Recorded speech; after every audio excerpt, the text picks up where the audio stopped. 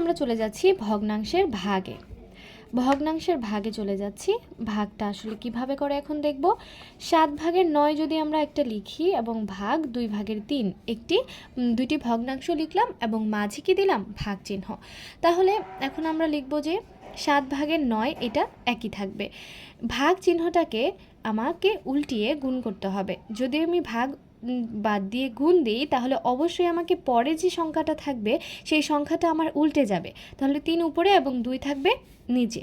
তাহলে 3 7 হচ্ছে 21 এবং 9 দুগুণা হচ্ছে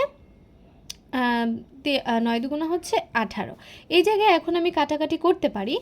এছাড়াও অন্যভাবেও কাটাকাটি করা যায়, সেটা হচ্ছে 9-এর ক্ষেত্রে। 3 একে 3, 3 তিরিকা 9, 3 3 কাটলাম এবং এখানে কি হলো, তাহলে উপরে থাকবে 7 একে 7 আর নিচে থাকবে 3 দুগুণা 6।